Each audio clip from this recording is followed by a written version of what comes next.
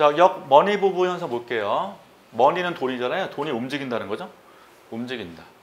근데 가장 기본은 지금 미국으로 돈이 가는 거고, 요즘에는 국가를 봤을 때. 자, 미국으로 자금이 이동하고 있고,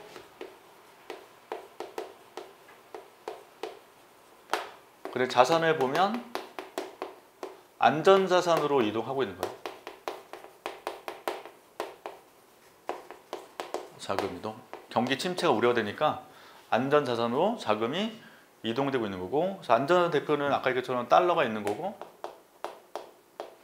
그 다음에 국내에서는 채권으로 이동하는 거죠. 채권이 좀 안전하니까 주식과 비교할 때. 그래서 달러 수요가 많아지고 채권 수요가 높아지고 있다라는 얘기를 하는 거예요. 그래서 1번 자금 이동을 보게 되면 미국발 금리 인상으로 경기 침체 우려가 퍼지고 있죠. 특히 어디 쪽으로? 미국으로. 그러니까 미국 자체가 지금 경기 침체가 우려가 돼요. 금리가 올라가니까. 그래서 우려가 퍼지면서 전 세계 주식시장이 위험을 겪고 있는 거고, 우리나라 내부에서도 동학개미라고 하잖아. 이분들은 이제 주식을 팔고 채권을 사고 있다는 거죠. 자, 보통 이제 채권은 어디서 사냐? 장외 채권 시장에 사요. 원래는. 그래서 보통 이제 장내 시장 있고 장외 시장이 있는데, 보통 채권은 주로 장외 시장에서 거래하기 때문에 장외 채권 시장이라고 얘기하는 거고, 보통 장외 채권은 그냥 쉽게 말하면 개인 강으로 해보시면 돼요. 제일 쉬운 거. 장내는 보통 우리가 컴퓨터나 인터넷으로 막 구매하잖아요. 그만큼 이제 규칙이 있기 때문에 위험하지 않고, 장외 거래는 좀 약간 위험해요. 개인 간 거래하다 보면 사기칠 수도 있으니까. 그래서 특히 이제 비상장에서 주식들 거래하는 경우 있거든요. 또 장외 거래장. 그래서 어떤 거 갖고 있으면 제가 사겠습니다 이렇게 전화해서 서로 거래하거든요.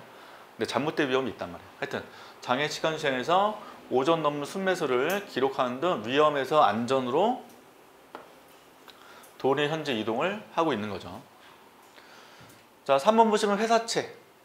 자, 회사 채권이에요. 회사가 발행한 채권. 회사채는 이자 지급 주기가 약 3개월입니다.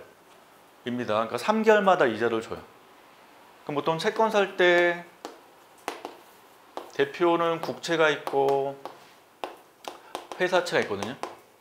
이렇게. 그럼 여러분들 국채 살래요? 회사 살래요? 자, 채권 이자는 어디가 높아요? 둘째. 회사채가 높아요. 그 다음에 또 주는 주기도 짧고. 그러니까 일반 개인은 회사채를 살라고 하지. 일반 개인들은. 그러니까 요거에 대한 수요가 높아지는데 위험이 크단 말이에요. 국채랑 비교할 때. 크다 보니까 일반 외국인들은 국채를 사는 거고. 이렇게. 맞아요? 그래서 지금 회사채를 우리 개인들은 사고자 하는 거고, 그만큼 금리를 더 주고 이자 지급 주기도 짧고. 근데 국채 같은 건 기간이 일단 길기 때문에 외국인들은 안전한 걸 선호해요. 그래서 이제 자금을 봤을 때 개인 간 또 다르다고요. 뭐를 사는지에 따라서. 자, 그래서 회사채에 대한 얘기를 잠깐 써놓은 거고, 실제로 개인 투자자 자금이 회사채로 몰렸다는 거죠. 회사채 쪽으로. 자, 올해 들어 8월 8일까지 개인의 회사채 순매수 금액은 2조로 지난해 대비 2배 넘게 증가했다라고 한 거고, 개인의 전체 채권 순매수 규모 가운데 회사채죠. 회사채 차지하는 비중은 51%대로 많이 지금 현재 구입하고 있다라고 해놓은 거예요. 자, 반대로 증시 자금은 쪼그라들었다. 왜? 주식은 위험이니까 주식 위험 자산 판 거 사람들이. 그래서 개인은 올해 들 코스피 시장에서 21조 사들였는데 지난해 같은 기간 대비 58조에서 21조니까 엄청 줄었죠. 주식은 팔고 이제 채권을 사고 있는 추세. 자, 연초 이후 국고채 금리 추이가 있습니다.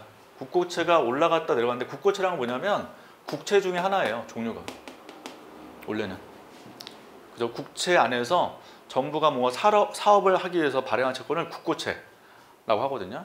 그래서 국고채 금리가 올라갔다가 지금 내려가는 추세라고 지금 그림을 보여주고 있고요. 자, 채권은 대표적 안전자산이에요. 주식과 비교할 때. 그래서 일반적으로 채권의 금리가 오르게 되면, 자, 채권의 금리가 오르게 되면 가격은 싸집니다. 다시 항상 경제학에서 보시면 금리와 채권 가격은 역관계예요. 이렇게. 그러니까 조심할 게 이제 금리랑 채권 금리가 또 다르잖아요, 개념이. 자, 보통 이제 오늘 한국은행에서 금리 올렸잖아요.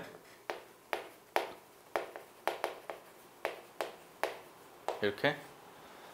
자, 올리게 되면 채권 금리라는 얘기 뭐냐면 쉽게 말해서 채권에 금리가 붙어 있어요.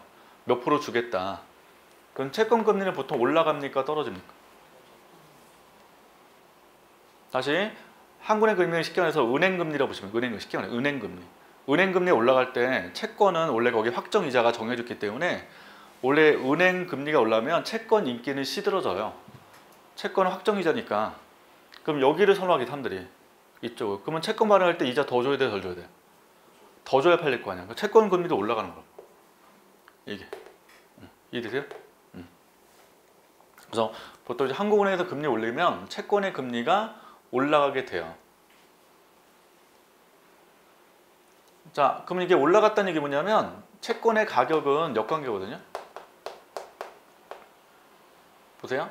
여기서 금리가 일단 올라갔잖아요. 올라가니까 기본적으로 채권의 인기는 사그러들어. 그럼 채권을 사람들이 안 살라고 해. 그래서 채권 가격은 또 뭐예요? 하락해요. 이렇게. 그래서 지금 채권 가격은 싸지게 된 거죠. 그러면 쌀 때 사는 게 좋아요? 비쌀 때 사는 게 좋아요? 쌀 때 사는 게 좋기 때문에 지금 같은 금리 인상기에는 채권을 저가 매수할 수 있다는 거예요. 싸게 사는 게 이득이니까 지금 시점에 이제 채권 사람들이 사고자 한다는 거죠. 채권이 싸졌으니까 살 때. 그래서 지금 금리 인상지 채권 투자 그래서 인기다. 그 얘기 써놓은 거예요. 제목이. 그 다음에 새로 발행한 채권 금리도 뭐한다? 높아진다는 장점이 있다. 아까 있죠? 금리 올라가면 채권 발행할 때 이자를 더 줘야 팔리니까 채권 금리도 올라간다는 거죠. 그 다음에 채권에 간접 투자하는 것도 있어요. 이걸 ETF라고 하죠. ETF. 그래서 상장 지수 펀드이기 때문에 주식시장처럼 상장하는 거고 지수에 투자를 해요.